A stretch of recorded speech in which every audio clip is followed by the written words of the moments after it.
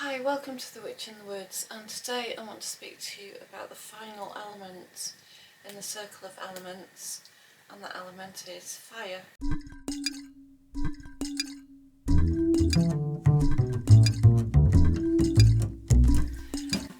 Fire is associated with the south, with the sunlight, with the heat of midday, and it is the quickest of all of the elements. So if we imagine that we start on the base element of earth, which is a very slow vibrating element, then comes water, air, and fire is the highest vibration. Here I'm just talking about vibration. And it moves the quickest, and because of this it is enlivening, it invigorates, it awakens, and it is associated with willpower and with spirit and vitality and with our own personal power in the world. So when we're working with fire, we're working with these aspects of ourselves. And anything that fire touches, it will transform. It will reduce anything solid to carbon and release light from that matter. And so in this respect we can work magic if we follow those simple principles of releasing the spirit from a situation that is perhaps earthy or stagnant or in some way too solid. And for this reason many cultures actually still burn their dead rather than bury their dead. The idea being that that which is matter returns to matter, and that which is spirit returns to spirit. And anything that fire touches, it transforms and it purifies. And so we have to have a respect for fire. We can tame fire to some extent, but we cannot exactly control fire. Fire can be very powerful, can be more powerful than we expect. And so of course, here's my little disclaimer. Please be very careful if working with fire. Even if you think that you have it under control, it may get out of hand. So please have some safety precautions like some water nearby, a bucket of sand, something to help you manage and control and tame fire as much as you can, and of course always have respect for it. So fire has two sides to it. It is the energy of creation, and it is also the energy of destruction. So when we work with fire, we can use it to destroy those things in our lives that are no longer yielding fruit for us, or no longer bringing us satisfaction, perhaps stagnating or too solid and heavy. Or we can use the light and the power of fire to enforce those things which are our willpower, our creativity, our life force and our energy, our personal power in the world. The aspects of fire are the blazing sun, and in many ways fire is masculine. But there are also many goddesses associated with fire and with the hearth. And also there are some goddesses that are sun goddesses as well. So it's not always a male-female split. These goddesses tend to signify the flame of creativity, the nurturance of cooking, and the magic of the hearth as well. And these are the goddesses such as Vesta, or Hestia, as she's also been called, and the goddess Bridget, and there are many more. I will just mention the three most well-known goddesses. But of course there are also fire gods that are associated with the masculine aspect of fire, such as Lugh of the Long Arm, who's an Irish god who's often portrayed holding a spear. The Indian god of fire is Agni, and I would say in there is also Thor, who is the god of lightning and thunder, and these are powerful, forceful masculine aspects, whereas fire can also be nurturing, it can also be warming and comforting. So there is not just one side of fire, it can be associated with both goddess and gods. So fire is my favourite way to cast a spell because it is just one of the simplest ways to work magic, and especially if you're lucky enough like me to have a hearth. Magic by the hearth seems to be one of the oldest traditions we may have had since time immemorial. However, it's very unusual to cast a spell without fire of some sort, even if it's the lighting of an altar candle or a prayer candle or a wishing candle. It's getting out of hand. And even in churches they use fire and light candles, especially in Catholicism, and send prayers and in remembrance, often of those who have departed this world. So yet again there is this association with life and death and creation and destruction and the very life force itself. So fire transforms quickly and it burns down to ashes all things that are physical, and so in this respect ashes were often seen as quite sacred as well. For example, sadhus will adorn themselves with the ashes of sacred fire, and even in the Christian tradition, on Ash Wednesday it is a tradition to have holy ash smeared on the forehead in the sign of a cross, and the priest would bless you by saying to you something like, "From ashes you came and to ashes you will return." And even now as we bury our dead we say, "From ashes to ashes, from dust to dust."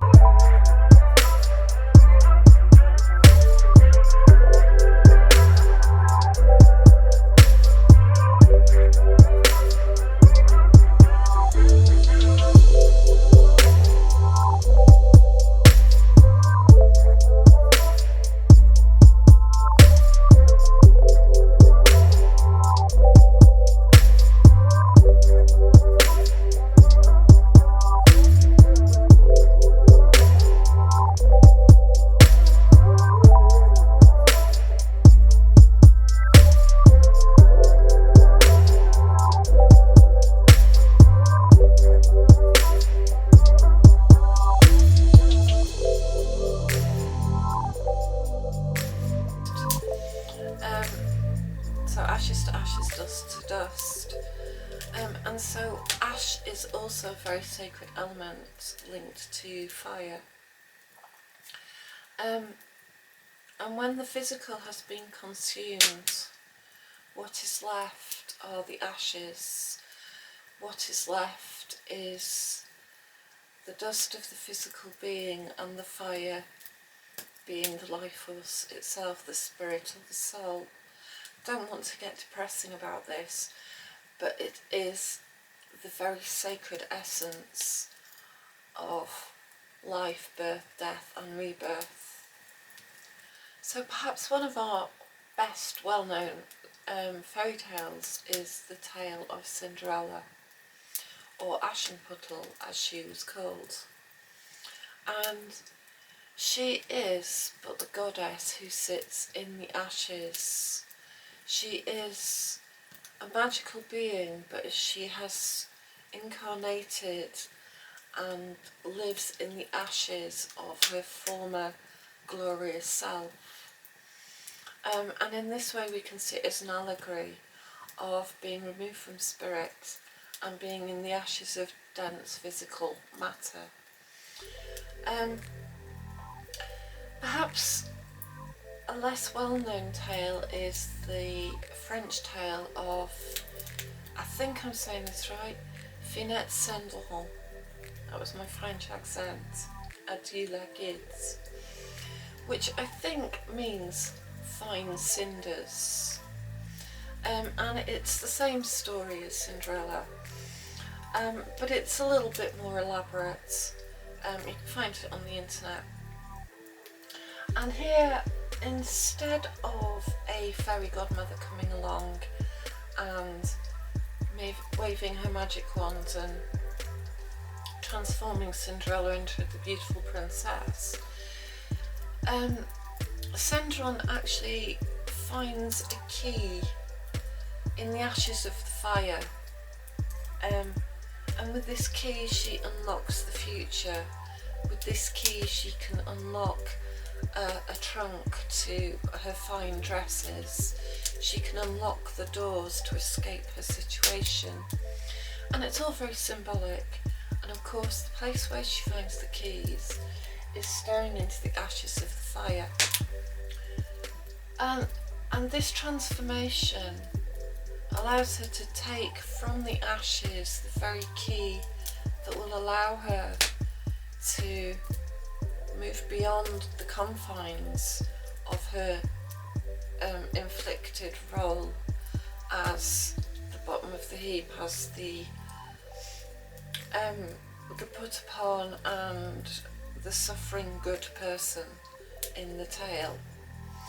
And so it's not just about a fairy godmother coming along to transform everything for her. She actually physically has to take the key out of the ashes to transform her own life and to open the doors for her own empowerment.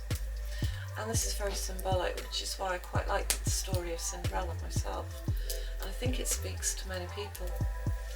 And of course we cannot mention fire without mentioning the phoenix, who, when he feels his life has come to an end, builds his own funeral pyre and perfumes it with fragrances and incenses, and then he sits upon his funeral pyre and is transformed and rises anew to fly away to far foreign lands, born again from his own ashes.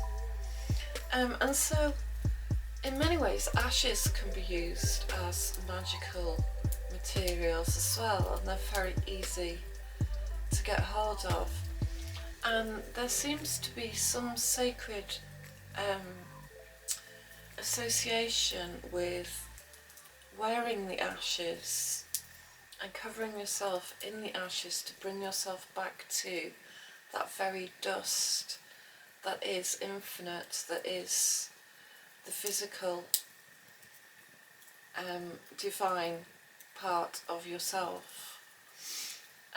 There's more to it, I'm not explaining that very well, but you can get the gist of magic that you can work with ashes and with symbols as well, such as a key. So I'll leave that up to your creativity, really. But fire was considered sacred in many traditions, not least being the hearth fire. And the hearth fire was not only the centre of the home, but it was perhaps the place where magic and ceremony took place from the very earliest Mesolithic times, you know.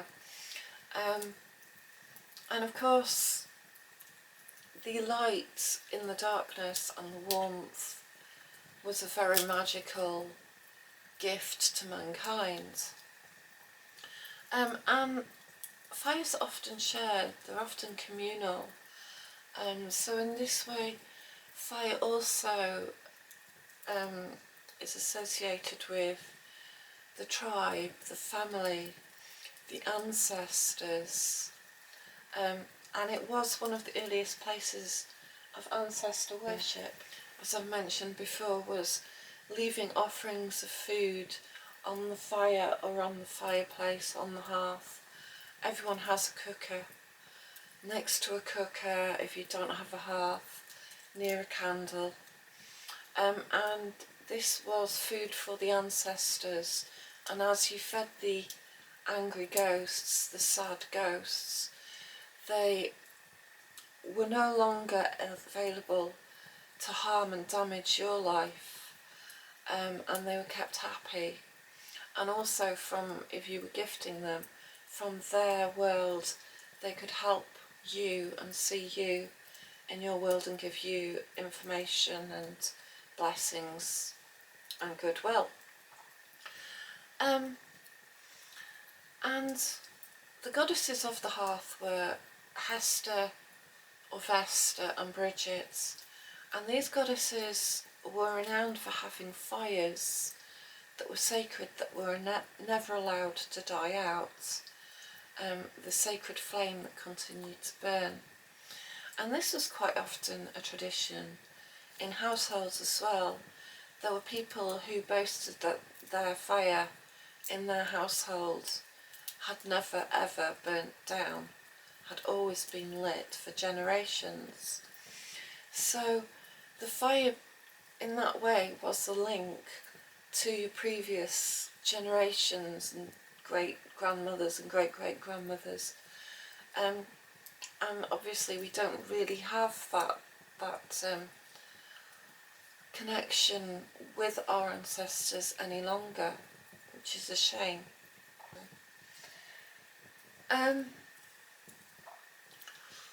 Also in some households they had a pot of food which was never empty. They always added to that pot of food. The association of cooking with the hearth and nurturance is also quite powerful. And so, yeah, there were households who had the same pot of food on their fire for generations, and they just continued to add to it, never quite emptied it, which is kind of odd when you think about it. But this brings me to the story of the Baba Yaga, and this is another story of the dark goddess, the underworld goddess, the witch. And the story goes that Baba Yaga, Vasilisa, whose mother had died, was living with her stepsisters and her stepmother, very much in the same light as Cinderella, in that she in many ways is a scapegoat child. She is the one who has been cast into the perishable rags of mortality, and the weight of karma, the weight of her life is quite difficult. Long story short, hey. But anyway, and the story goes that Vasilisa's stepsister allowed the fire, put the fire out, and sent Vasilisa out into the forest to find the Baba Yaga, to get from her a flaming brand with which to light the fire again. So obviously the Baba Yaga was a well-known witch and a much feared character. So Vasilisa is afraid to go into the forest, but she has a doll, and the doll is a gift that her mother has left her, saying to her to give this doll a little something to eat and a little something to drink, and this doll would help her. So she goes to ask the doll should she go and visit Baba Yaga, and the doll advises her that she should. So she sets off into the forest to get a flaming brand to relight the fire. And she meets the Baba Yaga, and the Baba Yaga is a terrifying figure, but she knows she's there to do the work. So she must do what the Baba Yaga asks her to do. And so how she accomplishes this is the Baba Yaga sets her many impossible tasks, such as sorting myriad grains out, and this is a common theme as well. And the sorting of grain relates Vasilisa and other characters to the grain goddess, who has to be reborn from the underworld by visiting the dark chthonic underworld goddess, who is Baba Yaga. She's also Mother Holder. She's the goddess Hel. She is, when Persephone goes to the underworld, it's the same tale in many ways. But anyway, I'm getting off track. So, while Vasilisa sleeps, her little shamanic doll accomplishes all these impossible tasks that the Baba Yaga sets. And the shamanic doll is the connection to the underworld spirit, the spark of creation, as it were, the cause before the effect, which is another way we can see the spark of fire. And so, because of her mother's blessing, by granting her this doll, Vasilisa does in fact win a brand from the Baba Yaga's fire, and she's sent home again with reward.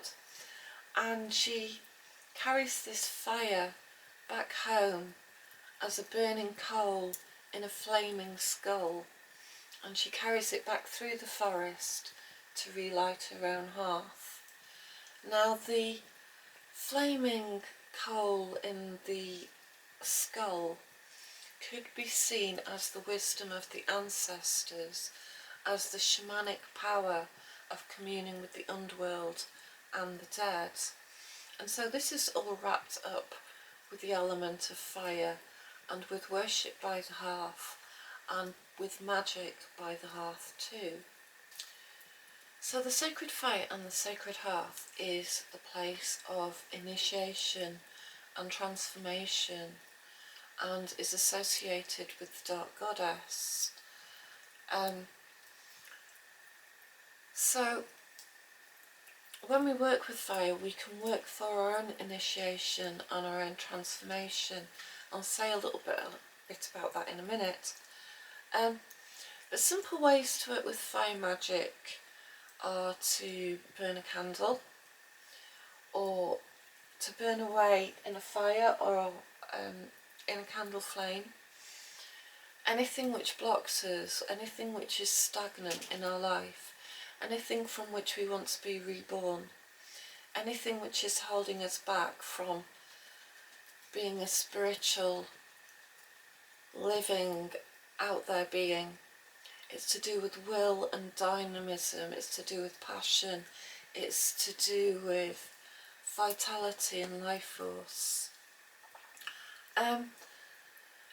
It is the element of willpower and creative expression as well. And it can also be to do with anything relating to home, love, family, tribe, or domestic affairs as well.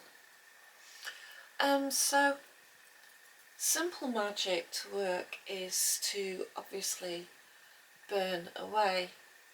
So you can write your wishes on a piece of paper, or if you want to do it more elaborately, you could carve them onto a stick, and you can use the fire to transform, either using it as a tool of destruction or a tool of transformation. And you can say a small chant as you burn anything in fire. And a chant that I made up, as far as I know, and you're welcome to use, is to burn away anything that you don't want. A simple rhyme like Fire to ashes, burn away, all misfortune shall not stay. Simply repeat it as the energy is increasing, and end with "and it harm none," of course, so mote it be. And if you want to create some transformation in your life, a simple chant might be, "Fire, fire, burning higher, grant my wish as I desire." And yet again, it's the power that you build, the power of the fire itself and the inner fire, which manifests your will. So if you do not want to use an actual fire for some reason, and let's face it, smoke alarms may inhibit quite a few people, and also working indoors, I thought I had fire completely in control and burnt huge holes in my carpet. So always be careful and never presume that you can control fire, because it can easily get out of hand. So you may not want to use actual fire. So other associations with fire, of course, are the colours red and orange. Stones such as carnelian, amber and ruby, and other red and orange stones.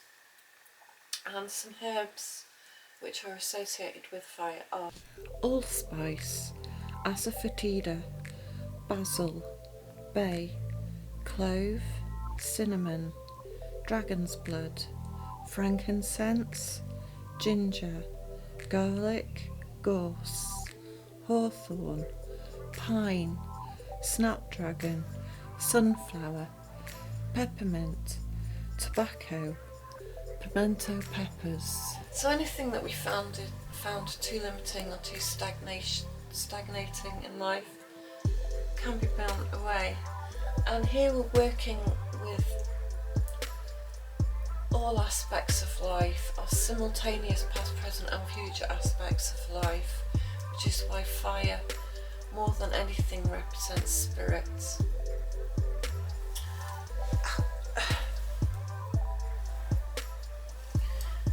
So I've put another log on the fire so we can have some blazing flames. And I want to talk about the elementals of fire, who are the salamanders. And in many ways, they're very quick moving, they're very fast moving, our salamanders.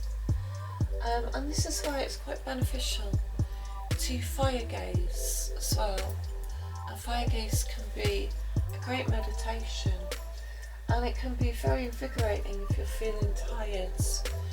You can gaze into fire, and you can draw that energy into yourself. You can draw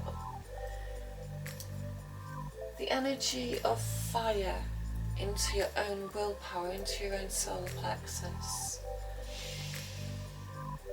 And you can breathe in, you can hold it there, and this increases your own personal will. And for this reason, many people actually sun gaze as well. But I wouldn't recommend gazing at the sun at midday or when the sun is high in the sky, but rather to gaze at the sun at sunrise and at sunset, when it's low enough on the horizon to not be that powerful. And at those times it's quite safe to look at the sun, but obviously don't do it at midday, you can burn your retinas. Although some people do claim to do this, I personally wouldn't give it a go. But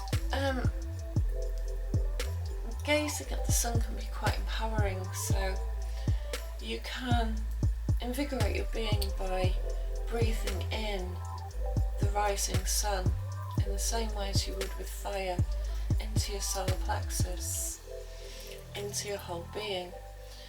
You can also get rid of stress by breathing out at the setting sun as it takes it away over the horizon.